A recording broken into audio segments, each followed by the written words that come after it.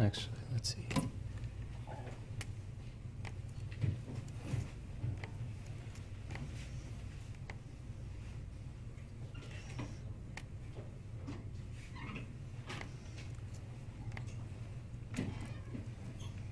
Actually, John, do you think you might mention, like maybe at the end, that for homework 3, people should start a little earlier? Okay. Run times are kind of a little hairy. Yeah. Actually, I'll mention that at the end when I talk about that at the end of the class. Yeah, because like the coding time is probably not that bad, but just waiting for the thing to run. I'm getting a weird echo that I don't usually get. Am I like amplified now? I don't think I need amplification. Yeah. Okay, yeah.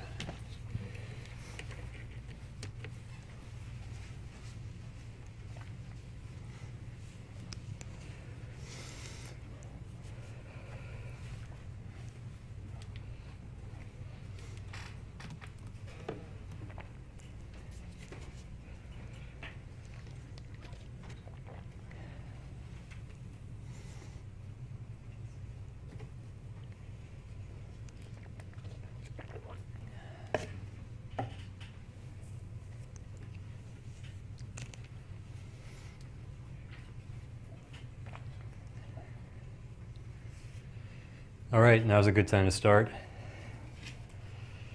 So today we're going to talk about some scalable methods for reinforcement learning that use neural networks, which learn Q functions. So last class we talked about Q value iteration and several different variants of it. So remember that in value iteration, you start off with any old value function, any old initialization, and then you repeatedly perform this Bellman backup operation to get a new value function, and eventually it'll converge to the optimal value function.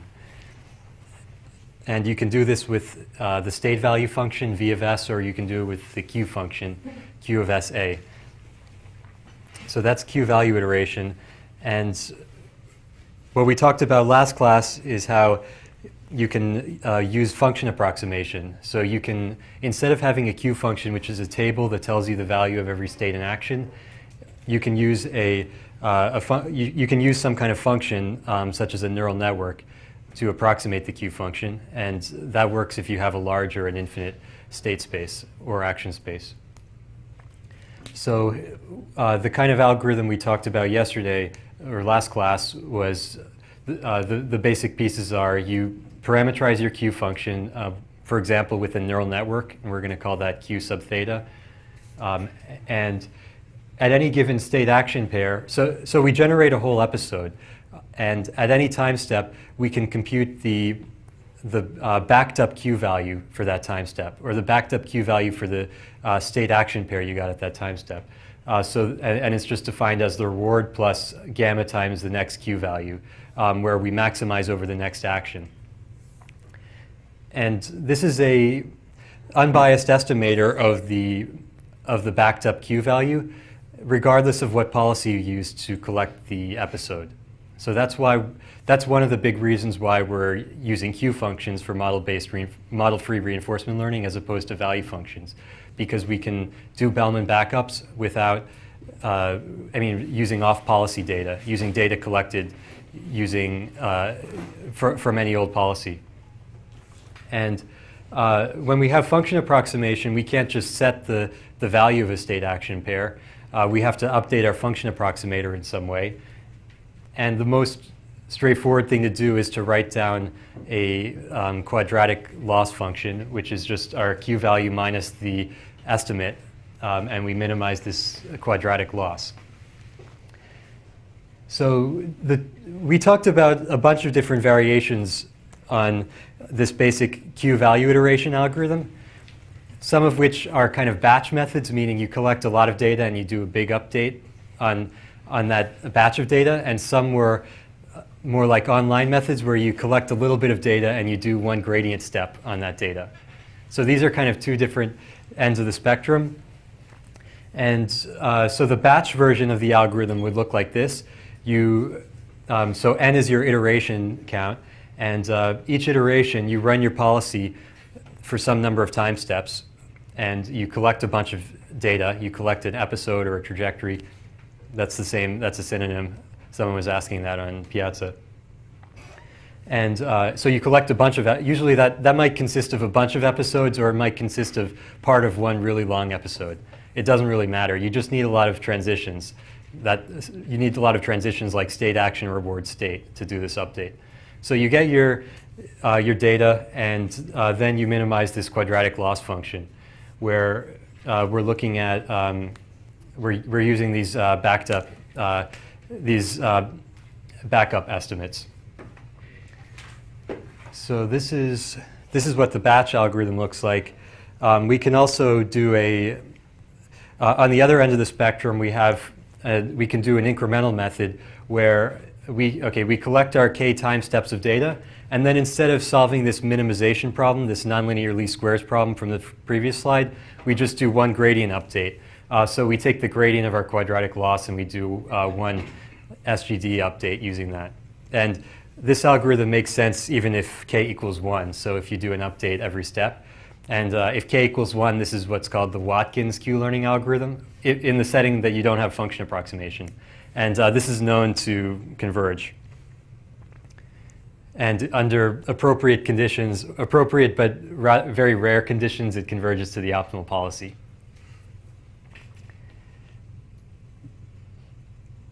Okay, so just before we go on to more algorithms, I just want to give a little intuition about the issue of error propagation.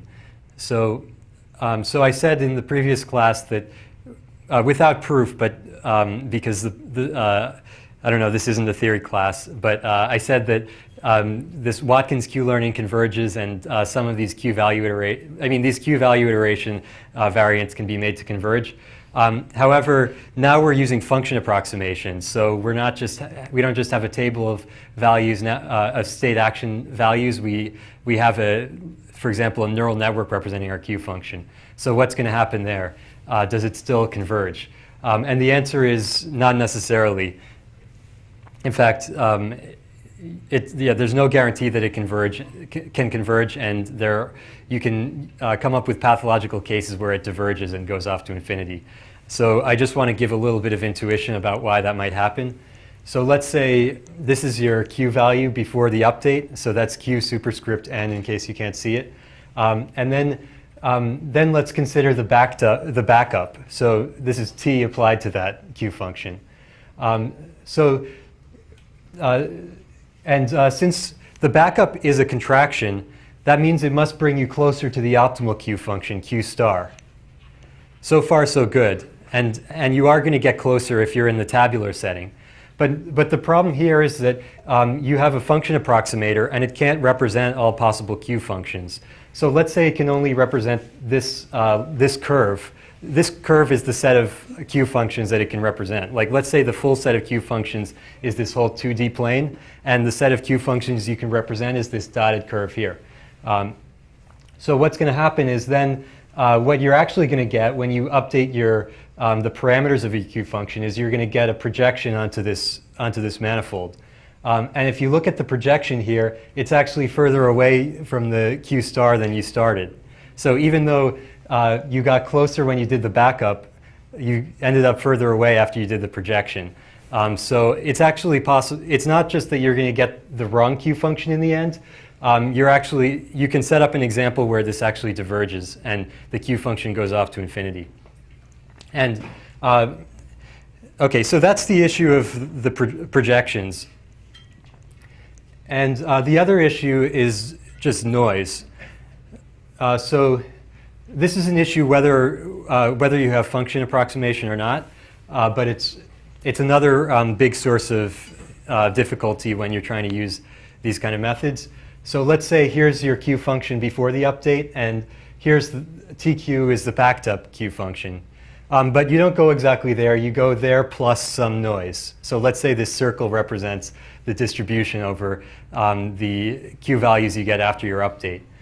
So if you just take a point and you repeatedly add random noise to it, it'll just sort of diffuse around, and it'll grow as square root of number of steps. So you have some kind of diffusion which is pushing you outwards, which is sort of gradually pushing you outwards. And then you're also sort of being pulled in the right direction, which is towards the center. This is Q star, the fixed point of the operation.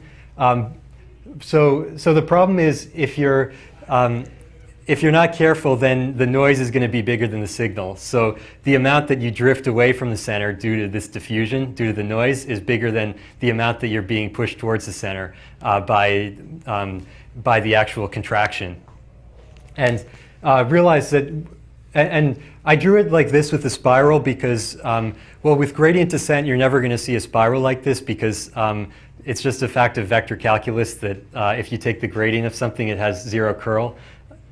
So if you integrate around the circle, it has zero, you get zero of this line integral. But if you look at the vector field, if you look at how the Q function is going to be updated by a Bellman update,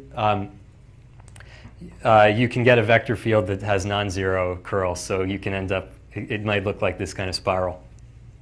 So that just means that the situation is a little bit worse than usual because you might be pulled towards the center really slowly, as opposed to a gradient field, which isn't going to look like that. Slightly more formally, what's going on is that one way to look at this is that you have your Q function, and then you're applying the Bellman backup operator. And then you're applying a projection operator that pushes you back onto the space of Q functions that your function approximator can represent. So the backup operator is a contraction in the L infinity norm, in the max norm, meaning that if you look at the max of the difference between your Q function and the optimal Q function, that's going to shrink whenever you do the update. And the projections are contractions, but in a different norm. So they're contractions in the L2 norm. So if you have two contractions under the same norm and you compose them together, the composition is also a contraction. But these are two contractions in different norms, so there's no guarantee that the composition is going to be a contraction in anything. And in fact, in some cases it's not, and you blow up to infinity. So it seems like a mathematical subtlety, but it's kind of interesting how it actually ends up mattering a lot. Does that, any questions? Mm-hmm. In practice, how often do you see issues like this one? So you often see that the Q function doesn't converge to anything you like, and if you're not careful, you do see it diverge. I mean, it's hard to tell if it's really diverging out to infinity or if it's just off somewhere that it's total nonsense. So it's actually kind of hard to tell in real settings exactly what's going on. Like, is it the noise that's hurting you, or is it the projection issue that's hurting you? I think, in general, when you have this projected Bellman equation, when you have these projections, you're going to converge to something bad if you do converge, or you're going to converge to something that's not the right Q function. But I don't think you usually diverge. Like, it's pretty easy to prevent your updates from actually diverging out to infinity. Like, if you just add any kind of norm regularization, you're not going to diverge. But it's pretty easy to set up a problem where you converge to something bad. I don't have a formal answer to that, though. It's hard to tell exactly what's going on when it's not working. So more often you can tell that something's wrong, but exactly why it's wrong might not be clear. Right. Okay. And it's often very hard to tell if your problem is due to noise or due to function approximation. Okay, so the main topic today is a set of modern methods that are based on Q-value iteration, but they've been found to be very effective on certain problems. And our discussion is going to center around DQN, which is we'll talk about shortly, and several different variations of DQN. So this was introduced by Mni and collaborators in 2013. And they showed that it could be applied to Atari games. So Atari is an old game system, like video game system from the 70s or 80s maybe. And there are now emulators for it, which are just, so you can download a program that will just simulate the CPU and everything of the old Atari console, and you can play Atari games on a computer. So hobbyists have figured out how to simulate all these old game systems, and they've written libraries for that. So some people from Alberta, actually, Bellamar and collaborators, set up some reinforcement learning tasks based on the Atari games, where you take a bunch of games. Let's see, I have some pictures here. You take a bunch of games and you say that the reward is going to be the change in the score in the game. So if your score goes up by 10, that's a reward of 10. And they use that as the reward function for, they use that to define an MDP or POMDP, where that's the reward function. And so you can see some of the games here. The thing that got, so this result got a lot of, it sort of got a lot of people excited, because it came in 2013, where the deep learning craze was just starting to take off, because the year before there had been some big results in computer vision and in speech recognition, especially the ImageNet result, where the AlexNet result, where some people from Toronto got a really good results on a hard computer vision benchmark. So people were getting excited about deep learning, and then this paper came out about a year after this all heated up, and they showed that you can play all these games, and they don't have a lot of game-specific hacks. They just have a convolutional neural network that takes in the screen, and it outputs it outputs Q values, as it turns out, but it outputs actions using the screen as input. And it also, this work sort of popularized the Atari as a benchmark for reinforcement learning, and it's still used quite a bit. And they, part of the case for the paper was that they compared against a bunch of baseline methods, such as classic reinforcement learning algorithms. You might not be able to see the text here. It's not actually that important. But so SARSA is a classic reinforcement learning algorithm. So they handcrafted some, well, they looked at some previous work which had handcrafted features and fed them into these more classic reinforcement learning algorithms. And the authors showed that the deep Q network algorithm could do better than those handcrafted, those other algorithms with handcrafted features.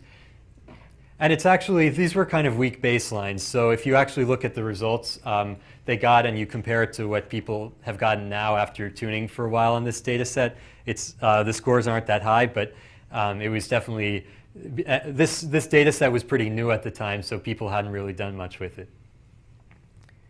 Off the top of your head, do you know how the human scores were collected? They had someone play all the games for a while. And Because that guy sucks at Pong. Well, actually, Pong is pretty hard. Especially if you're playing, well, I don't know if they were playing it with a keyboard or the proper paddle controller, but it's actually quite hard if you try it. Have you ever tried it? Yeah. Okay. I did better than negative 3. Okay, well, maybe their game player wasn't that good. Yeah. Maybe their game player is more human than you are. Yeah. Maybe. Shit, it's not my secret. For these games, how do you actually encode the reward? Is it just that you get a reward if you win the game at the end, or is there somebody encoding intermediate reward in the reward? Yeah, so it's the change in the score. So there's nothing about winning the game. It's like in Pong, it's your score. So it's like the total score is your score minus your opponent's score, and you get a reward whenever that changes. So if your score goes up from 9 to 10, you get a one reward. Don't you only win a point if it goes to the other goal? Yeah. So in all the intermediate stages, where if you're just hitting back and forth, there's no reward that you incur? Right. Yeah. So that makes it a little more difficult. So you have to wait like 40 time steps after your action to get a reward. Okay.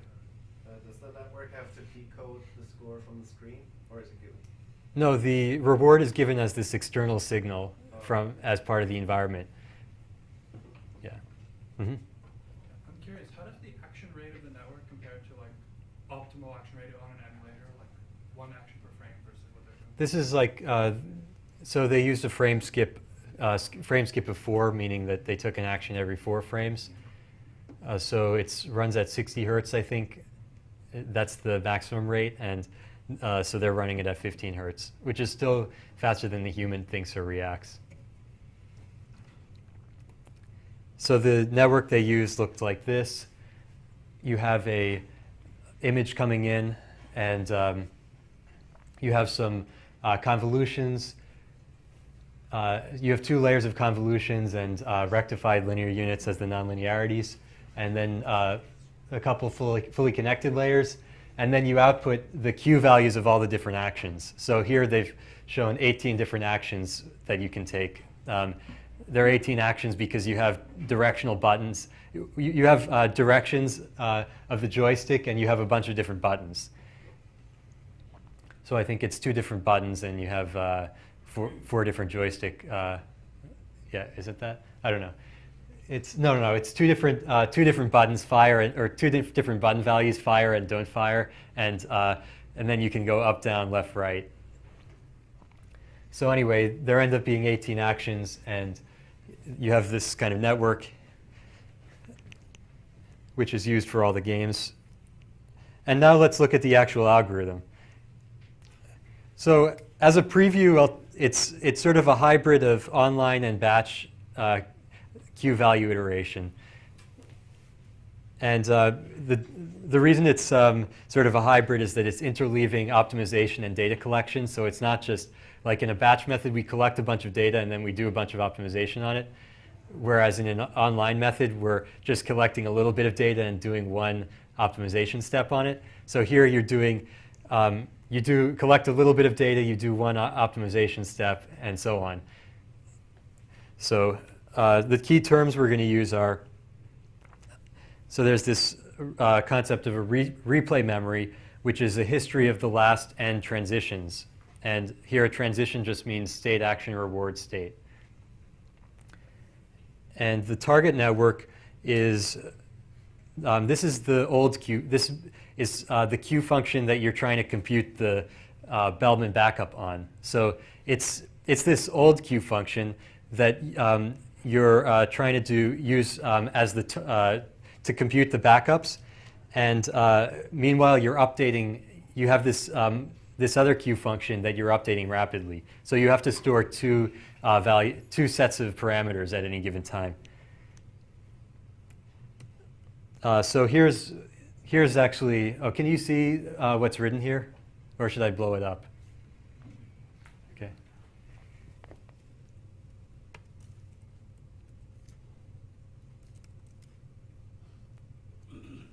Okay, so this is just from the paper.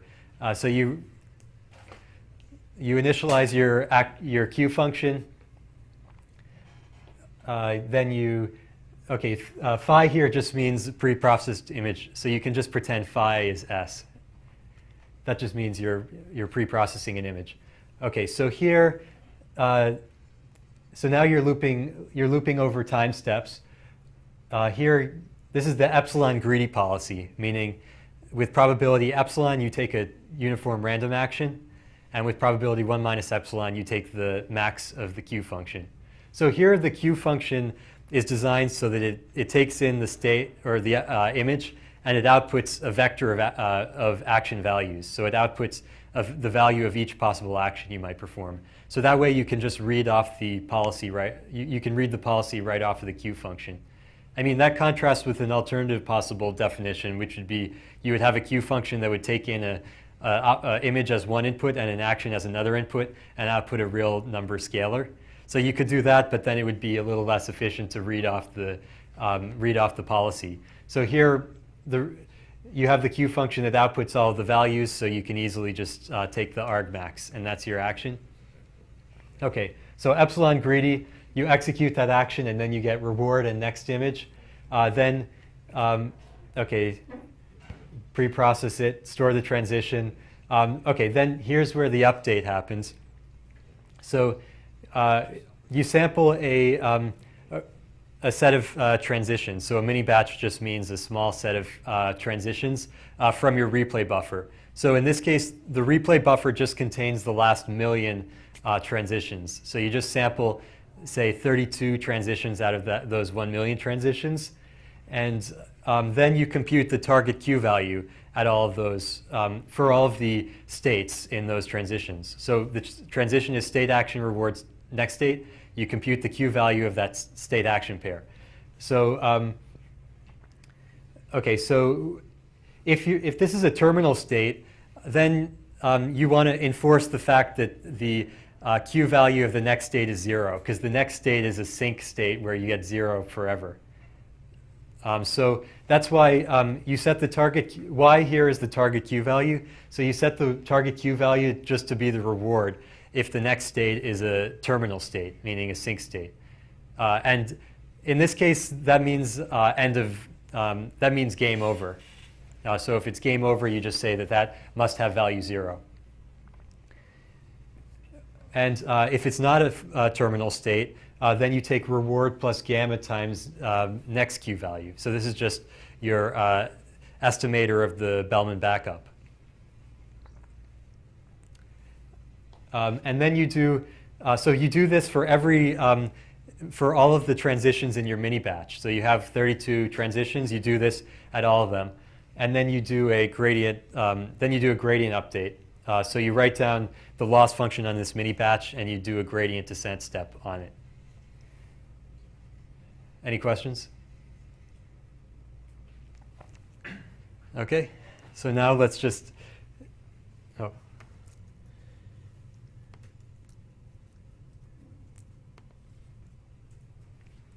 So now let's just analyze this a little bit and try to figure out why they did it this way. Oops. Okay, so why are we using this replay memory? Okay, so first, why is it valid to use a replay memory? So remember in policy gradient methods, you have to sample data from your policy and then do an update. You can only do an update with the data you just collected from your policy, roughly speaking at least. So in Q-learning and these value iteration type algorithms, that's not the case. So you don't actually care what policy you use to collect the data. So even if as long as you, I mean, that's not true in practice, but at least you can compute the correct, you can compute the unbiased estimators of the Bellman backup no matter what policy you use to collect the data. So that means we can use old data perfectly well. We can use old data that was collected from using old Q functions, doing epsilon greedy with the old Q functions. So that means we can, that lets us reuse old data if we just keep it all in this buffer. We can visit each data point, each transition many times. So now why are we doing this? Well, first, that lets us see each transition many times. And that's useful for data efficiency because if we were just going to use it once, then we can just use, if we just used it once for one gradient step, then we might not be getting the full use out of it. Whereas if we use it many times, we can potentially get more information out of each transition. And also, this is particularly important in Q-learning because Q-learning, or in value iteration type algorithms, because these algorithms only propagate information backwards by one time step each time they look at a transition. So here's what I mean. Let's say this blue curve is the reward signal over time. So let's say you get 0 reward for a while, like in a game of Pong. Let's say no one's making it, for most of the time, no one's getting a point. So let's say you're getting 0 reward for a while, and then you win a point. So you get this spike in the reward function. Then it goes back down. So what the algorithm, and let's say this is the point in time when you actually hit the ball. And then here's the point in time where you score a goal.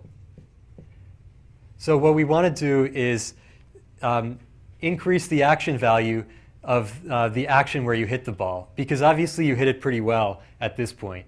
Like, if you had hit it badly, then maybe the opponent would have returned it perfectly well. Or maybe if you had done the wrong action at this point, you would have just totally missed the ball and they would have scored a point on you. But what we want to do is increase the action value here. Each time we do a Bellman backup, we're looking at reward plus gamma times max of the Q value. So when we do the Bellman update here, nothing happens. Here, nothing happens. Only something happens when we do it here. So then we can update the Q value at this point. So let's say I'm going to draw the Q function along this trajectory with the black marker. So what I'm going to draw here is just the Q value of, I'm just going to draw a Q of ST, AT at every time step along the trajectory. So let's say we start off with 0 along the whole trajectory. And what we want is to have a little blip right here where we took the action. But what's going to happen is when we do our first pass over all of these time steps and we do Bellman backups, nothing's going to happen except right here. So right here, we're going to, when we do the first value iteration update, we're going to realize this state should have a high Q value. So we're going to bump up this value. And then the next time you go over, I mean, now you're iterating over this data more and more. Nothing's happening until you hit this time step. And then you do a little update here, and so on. So actually, it's going to look, after the next update, it's going to look like this. And then if you do it again, it's going to look like this, and so on. And eventually, when you've gone all the way back, you'll have a Q function that looks like this trapezoid here, because you're going to realize that all of these state action pairs should have high Q value. And notice that it's sloping downwards a little bit because of the discount factor, because the reward function is, you have a gamma to the time delay here. Yeah? Is there a better way to do it than just kind of waiting until you finally sample the points? Oh yeah, so I'm going to talk about a slightly better way for sampling later in the class. And another thing you can do is, instead of using the Bellman equation that just involves a one-step look ahead, you can use a Bellman equation that looks many steps forward. But that has its own downsides. So yeah, we'll talk about that later. Mm-hmm. All right, so okay, so that's sort of why you want to have this replay buffer, why you really want to look at each data point many times, because information kind of moves slowly, so you need to hit each transition many times. Okay, so that's one issue. Another thing is, one benefit of using this big replay buffer is this way your history, or the data set you're fitting your Q function on, contains data from many past policies you were running. So let's say you're running epsilon greedy, it'll contain the data from many epsilon greedy policies mixed together. And that way when your Q function changes, it's not going to radically change the data distribution you're using to update the Q function. If you think about the algorithm as some kind of dynamical system with different parts that are changing as a function of the other parts of the system, you can think of the Q function and the data set as two interacting components. And like when you change the Q function, that changes the data set because the data distribution, because you're going to collect different data. And if you change the policy, and if you change the data set, then obviously that's going to change the Q function because you're using the data set to fit the Q function. So you can think of these as there's an interaction between these two parts. And by using a big replay buffer, we're sort of slowing down the changes to D. So that way you're not going to end up with a fast oscillation where they're both kind of chasing after each other and they're going to have some kind of blow up. So that's just a rough intuitive explanation. Okay, so why do we have this target network? Let's see, I defined it, but I didn't show all. so just to remind you of the target network, because I don't think I talked about it when I was going through the math here. As I said, y is the target q value. And when you compute the target q value, you don't use the current q function to compute it. You use this old q function, the target q function. And so remember I said you have two copies of your q function that you're storing at all times. So one of them gets updated every once in a while, and this is called the target network, while the other one is being updated constantly by gradient descent. So you use the target q network inside of this max to do the Bellman backup. And that actually makes total sense, because that means that you're computing, you're trying to compute the target, you're trying to do this Bellman backup operation approximately. Like remember in value iteration, we have a q function and we're trying to do a Bellman backup on it. So if you use the target network and you keep it fixed for a while, that just means you're updating your current q function to try to track down this backed up target q function. So the way you can think of that is it has a fixed target, which is the Bellman backup on qtarg, rather than having a moving target. So if you were just taking tq and you were trying to update q towards tq, that would mean you have a moving target. So q is chasing after tq, but then tq is running away. So that would make that would create possibly some bad feedback and make the algorithm unstable. Any questions? Just wondering in that case, right? What would seeing the transitions many time help? Because say your reward is at t, you keep seeing the transition at t minus 1 many times. That won't help you propagate the reward faster, right? Or I don't know if I'm missing something. Let's see. You would need to see the reward, see particular transition that helps you propagate the reward backward. Right. Probably not the previous one. I don't know. Not the. I don't quite understand. It says it helps the reward propagation. Oh yeah. I'm wondering if what really helps is the transition that goes from say t, like goes all the way to the beginning rather than the one closer to the Right. goal. Well, I think you have to see all of these transitions. So you have a set of transitions between the time you hit the ball and the time you get the goal. So you need to do an update on each of these transitions before the information propagates its way back. So you have this long chain, and you have to see all of these transitions before you learn anything.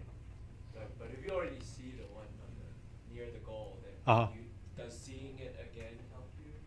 Like, No, then if you see it again, well, this is a very simplified diagram. So really you're doing gradient updates, and you're going to learn like from multiple different, you're going to have multiple different goals in your replay memory, and you're going to do a little update each time. So each time you see it, you're going to maybe do a little bit more of an update. In this simplified diagram, I'm assuming this is like in value iteration, where you do the full update to set the q value to its the backed up value. So yeah, if you just have this one trajectory and you just optimize over it for many, many steps, it'll just converge to a q function that looks like this. Or actually, I mean, it'll actually slope down. It'll go as like, it'll go down geometrically like gamma to the t. Yeah, if you have any other questions, I'll take a break in the middle, and people can come talk to me about questions. Okay, so now we just have some practical questions about the behavior of this algorithm.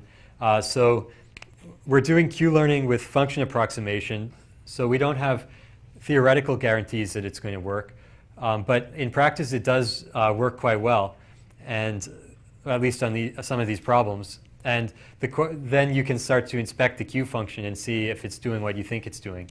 So one question is, does the Q function actually does it actually estimate the returns? So the Q, remember the Q function is supposed to estimate the expected returns after a state action pair. So is it actually doing that? And the answer is at least sort of yes. So I guess you can't really see this anymore. I mean, you can't see this either, so I'm going to zoom in. Okay, so these plots on the top, this is just taken from the paper, from the Mini et al. Paper. This is actually from, they had another paper after so the first paper was the workshop, was published at a workshop in 2013, and the newer paper, then there was a later paper, that was a Nature paper in 2015. So this is from the supplementary materials. I actually recommend looking through the supplementary materials because they have a lot of nice plots which sort of give you some intuition. So here they're just showing that over time, so they're playing this game called Breakout where you have a paddle and you're trying to hit back the ball. And they're showing that the score goes up the reward goes up over time. And if you look, I mean, it's not that smooth, so it seems to be oscillating a little bit on top of the overall learning curve, but it does learn over the course of this optimization process. Oh, sorry, this is the average reward over here. This is the average reward. Oh, that's on a different game, on Sequest. You can probably see this better than I can. Okay.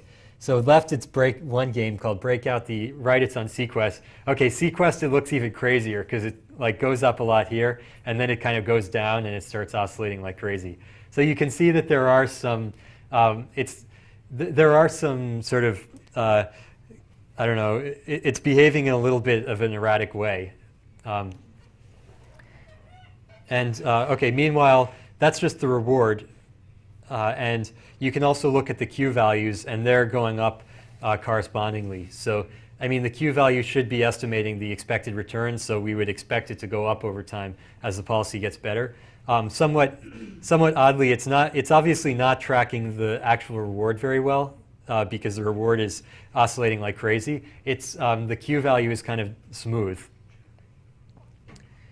So that's what's happening overall as you train for millions of steps. So their results, they trained for 10 million time steps.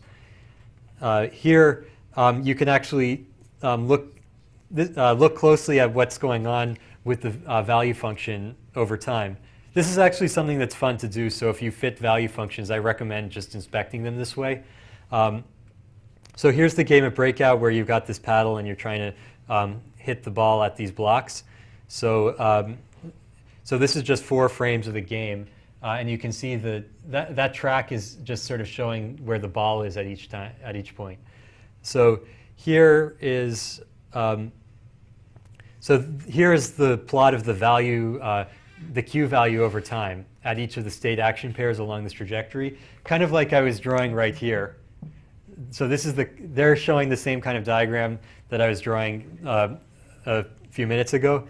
So what you can see is on the first slide where the ball is about to break a block, the value is kind of high, or it's at a little peak, and then it goes down for a while, and now when it's about to break another block, it goes to another peak, and so on.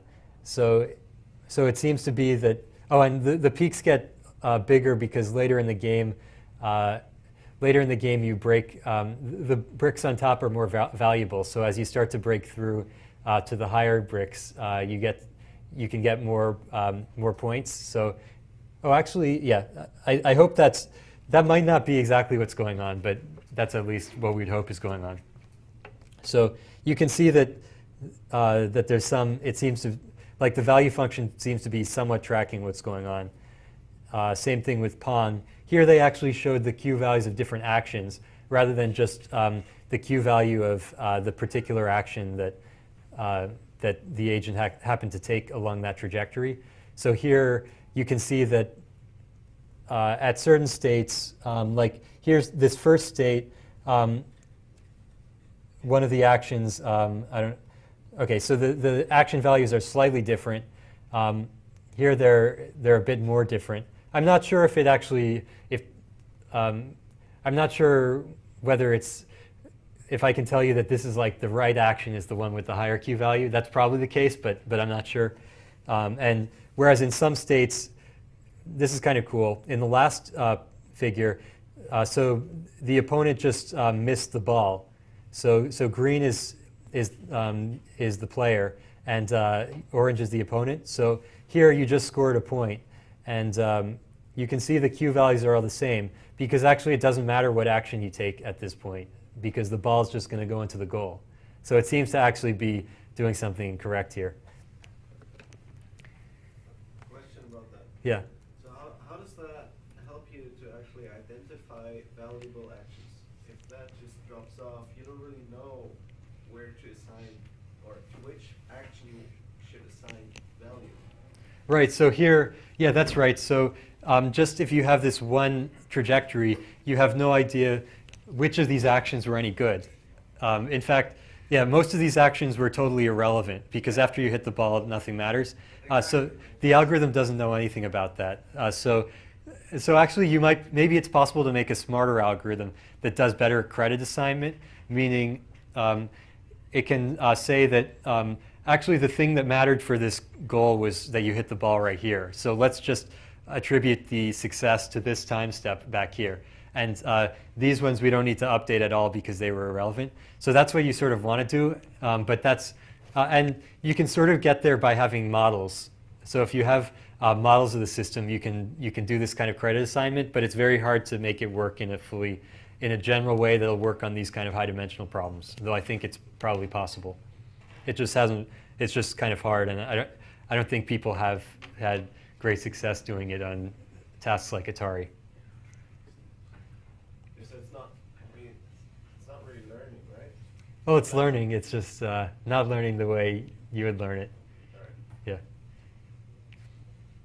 Okay, so I said that the Q values are seem to be somewhat meaningful from those illustrations on the previous slide, but actually, as it turns out that they're extremely inaccurate. So this was from a plot from another paper, which presented an algorithm called double Q learning, which I'll present shortly. So don't worry about double DQN. Don't worry about double DQN. What double DQN is? That's just another algorithm. Let's just look at the red curve, which is DQN. So these are 4 different games, and what you can see, and well, this curve here is the value estimate, meaning what's the value? What value does the Q function output on average? What's the average of the Q values output by the Q function? So this is how much the Q function thinks the returns are going to be. So if the Q function is actually representing the expected returns, then it should actually predict the expected returns, right? But then you can go and compute the expected returns, and it's something different. It's something much lower. So here's what, in this case, this horizontal red line is what the actual average return was from states that the policy was reaching. Whereas here it's the average return that the Q function was predicting. So the Q function is severely overestimating the returns at all states. And that's kind of worrisome, because for the Q function to be correct, we need for it to have estimate the difference between the values of different actions. So let's say we have 2 different actions, action 1 and action 2. Their Q values might look like this, because you're just changing one action, the first action. When you look at different Q values, you're looking at what happens if I change the first action. So the first action in most cases isn't going to do that much. So it'll change the Q value a little bit. And we care about this small difference. But now it turns out that the Q function is way off. So maybe the true Q values are way down here, something like this. So what we have to hope is that the difference is about right, even though the absolute value is way off. So it turns out that it does. I mean, this DQN does work, even though the Q values are inaccurate. But it's not. So that sort of adds to the mystery of why it's working. It seems like this, it's a little bit, the Q function is a little bit underdetermined, meaning that the value can sort of shift around without changing the loss very much. So it tends to be kind of inaccurate. But, right, so this sort of indicates that there's not, it's not doing exactly what we would be able to understand. So it's not just accurately estimating the Q values and allowing us and doing value iteration. So, okay, so I'm going to talk next about this some variations on DQN, which end up giving some substantial improvements. So before I go on to that, any questions? Actually, let's take a 5-minute break, and we'll continue at 10:05. And feel free to come up and ask questions.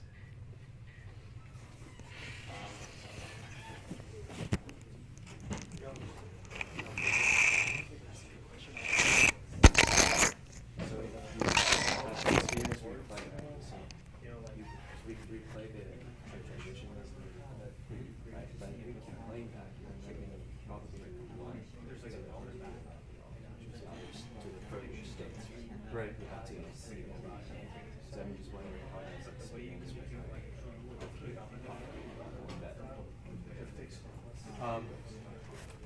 Yeah, that's the target.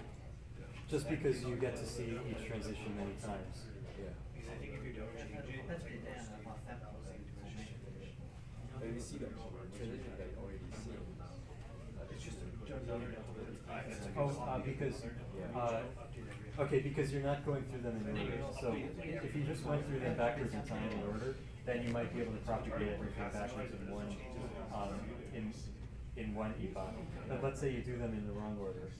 Let's say you go through forward in time, then you're only going to do one update each time you do a pass through data. Oh, I see. Right, because when you get the example, you don't actually use that to update like a helmet update. You kind of put it in the memory and then you cycle Right. all things. So this kind of. Let's say you. yeah, that's what's giving it more to There's sort of a dependency. There's this whole chain of different transitions, and you have to see the last one, and then the second to last one, and then the third to last one, and so on, before the information goes backwards through the chain. These are all like non-existing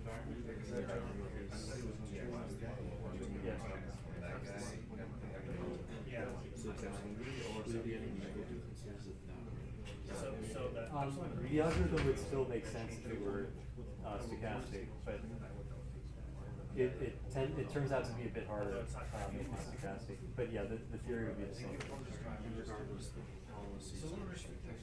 Right. Yeah, the policy is stochastic. So you just say To draw like a little bit. Oh, okay. Thanks.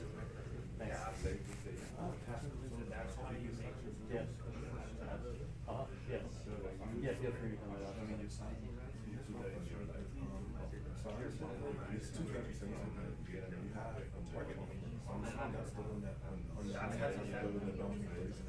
you apply the backup to the same function That's how you all the time to update this other one, and at some point you swap it out. Yeah. And then you mentioned something about replay memory. So that is so like even the old transitions will you kind of you keep recycling those two.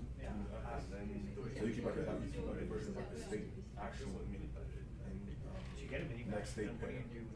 It's like state action, you reward the next state pair. on the Yeah. That's what you develop. Okay. So like rather than other than like real time, you also like from using old transitions. Yeah. And the reason for that is because like distribution are changing. Yes. For a few reasons, you get better data efficiency and improve stability. It's a little bit weird. Like, it's not like. Oh yeah. Oh yeah, they're not they're not accurately estimating the returns of your current policy. So it's not. I mean, you're trying to approximate Q star, so you're trying to approximate the Q value of the optimal policy. So it doesn't necessarily make sense that I guess it's just telling you that you don't actually have Q star, but it's overestimating all the values. So it's overestimating the values of your current policy. So you're basically saying that it's not really estimating Q star, it's just estimating some kind of form. So this is like a water that it's going to take good action. Yeah, it's estimating. Yeah, it's estimating some approximation of Q star, but it's biased above. Yeah, it's sort of biased in a certain direction. Bias, like in the sense of like. In a kind of informal sense, in that it's like always, it's always too high. But if you take like the optimal action should be the highest. What about last one?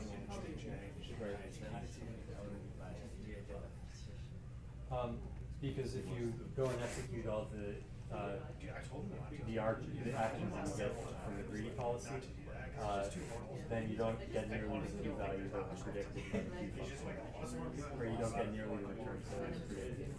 So you're saying like even like taking a bad action, it's like optimization higher than like for context. Basically, like you need to have like a user spin on it. While people are like, oh, I know SGD, so now it's like we distribute people because it's well, I don't understand. Actually, I think I better get started.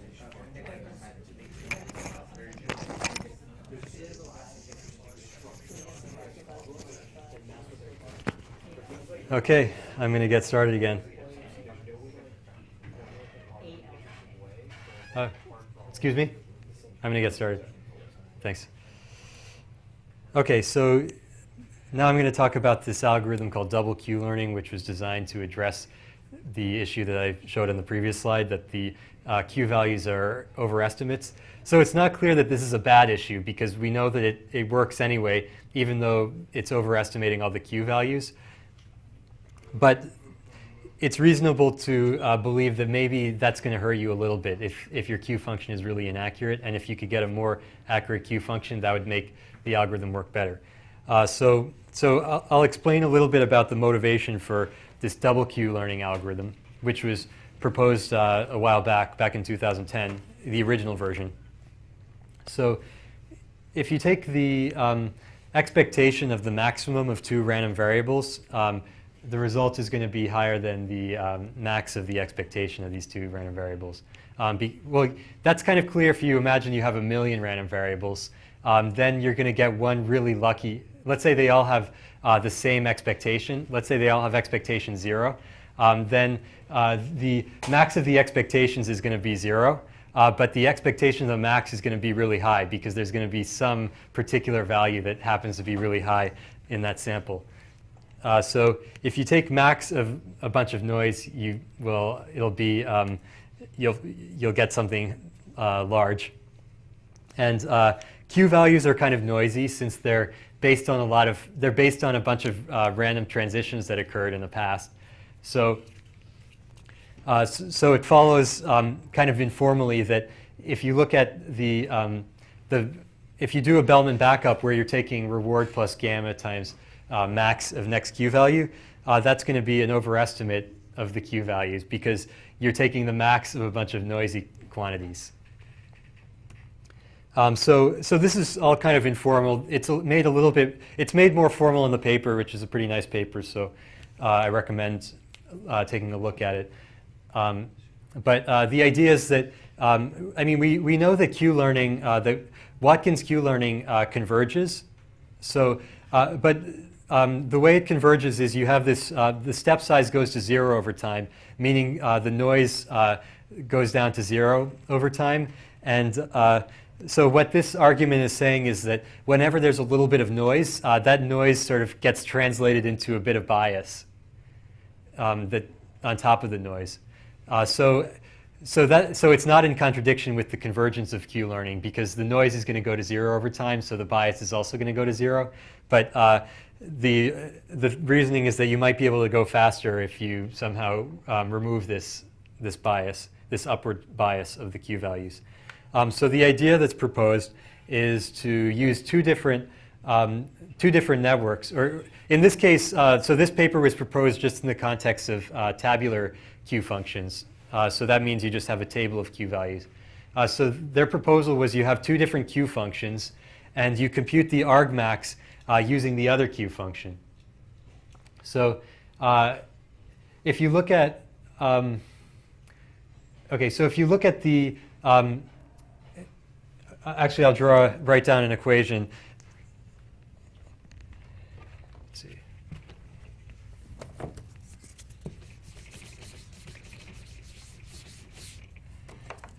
So if you're just in the normal Bellman update, you have you're updating Q of SA towards reward plus gamma times max of next Q value.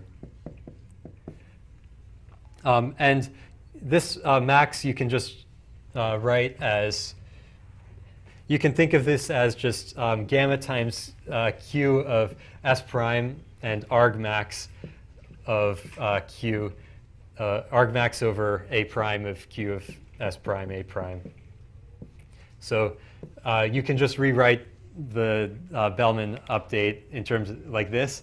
So now you notice that we have the Q function in two different places. We're using it for the argument, and we're also using it to compute the value. So the proposal in double Q learning is just that you store two different Q functions, and you always use the other Q function to compute the argmax. So that way, if I mean, the reasoning is that they have different noise. So Q function B will, let's say Q function A is overestimating a certain value. And if you just used QA to compute the argmax, you would pick out that value. But QB is going to overestimate some other value. So this way, you can, you can avoid this problem of upward bias. And they show some theory for this, and show that you can converge faster under many conditions because you get rid of this upward bias of the Q values. So double DQN, in double DQN, the same author plus some other authors proposed a way to use this idea along with the DQN algorithm. So if you look at standard DQN or standard Q-learning type algorithms, you have the you're taking the max involving the target network. So if we rewrite it, we have the target network in two different places, and so the proposal in double DQN is we use the current Q value to compute the. Oops, I should have said. I'm missing an argmax here. This should say argmax over A prime in here and in here. So we're using the current Q function to compute the argmax, and you're using the target Q function to compute the value. So you might be wondering, why don't we just why don't we do the same algorithm they proposed here with the two different Q functions A and B? Actually, I'm kind of curious how that would do. I guess they didn't put it in the paper, so maybe it didn't work as well as this. But the justification for this, I guess, is that we already have two Q functions. So we might we have the target network and the current network. So we might as well use the same trick where we use one of them to compute the argmax for the other. So that's double DQN. It turns out to be, I guess it could also be called half DQN because we're using the Q function in one place but not the other. It's a nice simple modification that ends up being making quite a big difference in performance. Okay, that's one modification of DQN. Now I'm going to go through two more. So another one is the dueling network idea. So one other intuition about Q functions is that the Q function has two parts. There's a value part and an advantage part. So the value part is the state value function. It's telling you how good the state is. And then there's the advantage part, which is telling you how good the different actions are. And the advantage part is what actually determines the policy. And the advantage part is usually going to be much smaller than the value part because it only depends on the one action that you just performed, whereas the value part, it depends on all of the actions because a large number of actions will contribute to whether you got to a good state or a bad state. So very roughly speaking, V has a larger scale than the advantage function. And if you just look at, if you look at the value functions for typical problems, if you measure them with Monte Carlo, if you measure the Q values with Monte Carlo, this is actually true. The value part tends to have a much bigger dynamic range than the advantage function, meaning that the difference of values of different states in the state space ends up being much bigger than the at a given state. What's the difference between the different actions? Of course, that's not like a theoretical general principle. This is just in practice that's often the case. Because, I mean, you could always come up with some MDP that one action takes you to some terrible state and one takes you to a really good state. And then you'll have a huge difference in the advantage values. So the issue is that we have these small advantage function, small differences, and that's what determines what the policy is going to be. And so we need that to be really accurate. But if if the value function part is swinging all over the place because it has a really big dynamic range, then it's going to be hard to get the proper fine-grained differences between the different actions. So the idea of the dueling network is that you have two separate, you parameterize the policy in a special way. I mean, you parameterize the Q function in a special way. So you say, okay, we're going to have two outputs. So we have our usual network where we have, let's say we have an image as input, we have some convolutions and some fully connected layers. And now we have one output that gives us a scalar, which is our state value function, and another output which gives us a vector, which isn't our advantage function yet because we don't have any constraints on it. We're not making it have mean 0 or anything. But then what you do is you subtract out the mean to turn it into something like an advantage function. It's not exactly the advantage function because we're just taking the mean over actions as opposed to taking the expectation under the policy's distribution. But what you do is you take the output, this vector valued output, which I'm calling f here, and then you subtract out the mean, and we're going to call this the advantage part.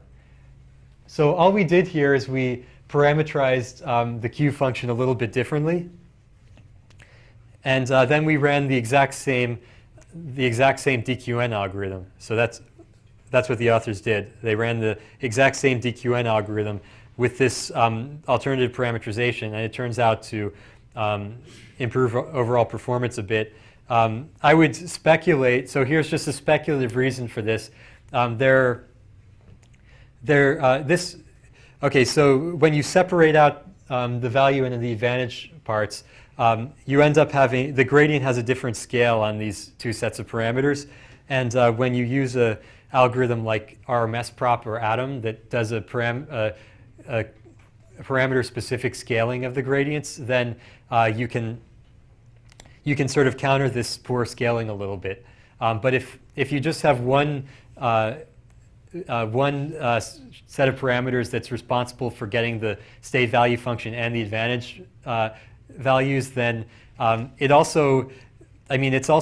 poorly scaled, but it's not axis aligned in the same way, meaning that you have the same parameters which are trying to represent both things. So you can't just do something simple like a diagonal scaling on the parameters to fix the poor scaling. This is like a very rough, informal explanation, and I don't even totally buy it myself, but that's, I think that's the best I can do right now. The paper has some speculations on how to explain why it works. They also have some nice visualizations where they show how certain pixels in the image affect the advantage, whereas certain ones affect the value function. So, for example, if there's some pixel that determines like whether you should steer left or right, that's going to affect the advantage. But then you might have some other pixel which affects whether there's some like unavoidable obstacle that's coming at you, and that's going to affect the state value function. So I recommend checking out this paper. Okay, and the last idea I'm just going to briefly mention is called prioritized replay. So when we're doing these DQN and related algorithms, we have this this quadratic loss function. And so what we can do, what we want to do is we want to pick out the time steps where we're going to make a big update to the Q function. I mean, in the example I drew, we're trying to propagate information backwards in time. So if you keep looking at the same states over and over again, you're not going to do much of an update. So there are certain states where you're going to have a big, you're going to be able to do a big update, and certain states where there's not going to be any update. So you want to sort of focus your updates on the places where it's going to have an impact. So the way the authors address this is to use importance sampling. So they seek to favor time steps in your replay buffer that are going to give you a large gradient of your loss.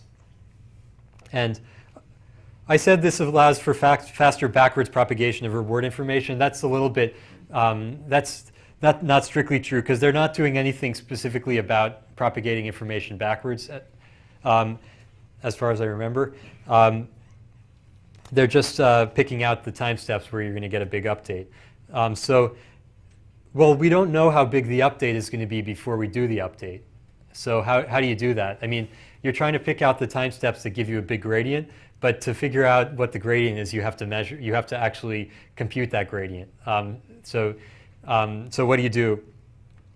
Well, so the gradient has the form grad of Q value times the Q function error. So if you just take the gradient of that quadratic, you get the grad Q times error term, Bellman error.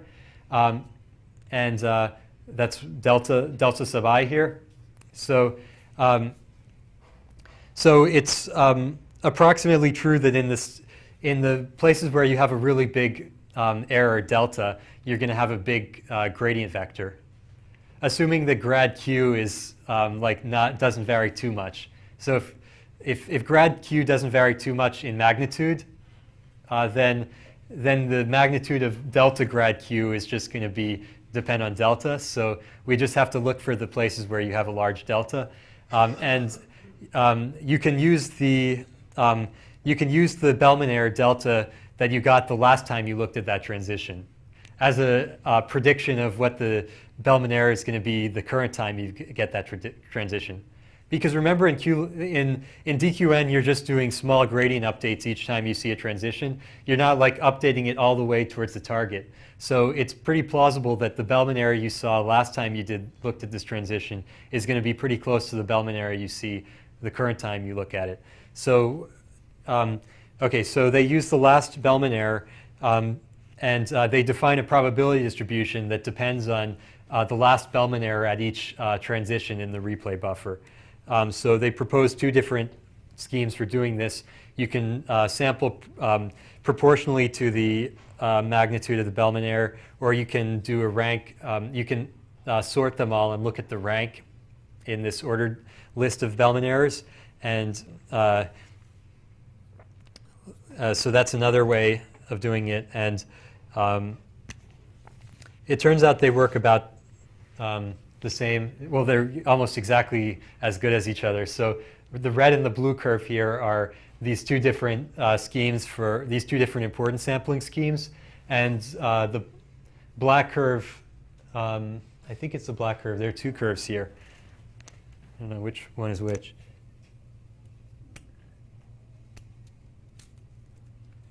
Actually, I don't remember which curve is which, unfortunately. But the black curve and the gray curve are the baseline methods where you're not doing this importance sampling. So overall, it learns a bit slower, and it's at a lower score at any given time. Okay, so that's all for the all the different variations on DQN. Now I just have a few I have a couple more slides. I think we have 5 minutes, so I'll try to go through these last 2 slides. Okay, so here are some practical tips. I asked my colleague Shimon. So he has spent a lot of time with Q-learning and related with DQN and related algorithms, tuning it to get to state-of-the-art performance and experimenting with different new ideas around it. So I asked him what are some tricks for making it work, or how do you tune it to actually work? And so here are some tips he gave me. So first of all, on some tasks, DQN is pretty reliable. Some tasks it has very high variance and erratic behavior. So you're best off just finding a couple tasks where it's known to be reliable, and then if it's not working there, then something's wrong with your code. So in this case, look at Pong and Breakout are the 2 learning curves on the left. It's pretty nice and reliable, and it gets to a good score for all different algorithm variations. These are just 3 different algorithms shown with these 3 colors. Whereas in these 2 games, it's just kind of crazy and high variance. Okay, large replay buffer tends to make it work better. So people use something like 1 million time steps, which is a lot for the replay buffer. And actually, it's really hard to fit that into memory. And if you're not careful about if you're not careful, then you can easily use up way too much memory. So it's not like rocket science. You have to use like unsigned bytes instead of floats. For if you have image data and that kind of thing. Not if you're storing transitions like state, action, reward, next state, you don't want to store the state twice. So you just want to make sure you're not duplicating information. Okay, be patient. So it's kind of slow, and you're going to see it not doing anything useful for a long time before it starts to learn. So actually, I'm really impressed that the authors of the DQN paper actually got this to work. They had enough faith to just let it run for long enough to work. I mean, and they did proper credit assignments. Yeah. After their delayed reward. That's right. Yeah, yeah. So I mean, you have to be very brave to just run something for hours and it's not doing anything, and then it just starts to learn, and you find the sort of the gem there. Because I bet lots of versions of it. If you don't get it all right, then it's gonna sit there for several hours and not learn anything, and then sit there for the next day, like eternity, and not do anything. So in this case, it does learn, but it just takes a while at the beginning. That's okay. This is now I want to say you're going to implement DQN in your homework assignment, and you have to be patient. It's going to take a while to learn at the beginning, but you also have to plan ahead. So you should start the homework really early because you don't want to be just like sitting there the last day and waiting for your thing to converge so you can hand in your assignment. Like you want to just do it early, and then just take it easy and wait for your algorithm to converge. Okay, just a few quick terms. You can use a Huber loss on the Bellman error. This has the same effect as gradient clipping. So sometimes people clip gradients. You can, instead of doing that, it's totally equivalent to writing down this Huber loss, which looks like a quadratic around 0, and then it turns into absolute value when you get further away.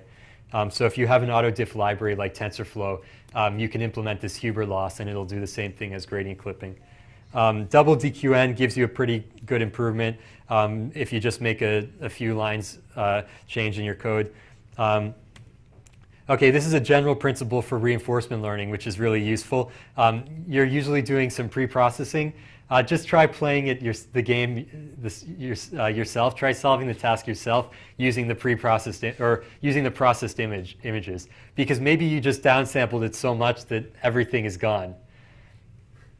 So you should just blow it up again and see that everything is still discernible in the image.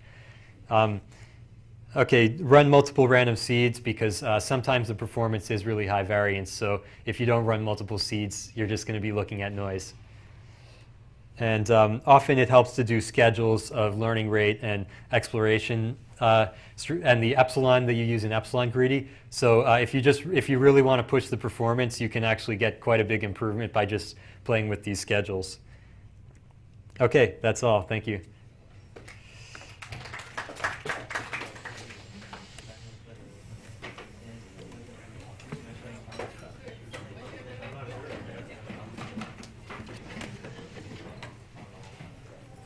I just have a quick question. You're talking about the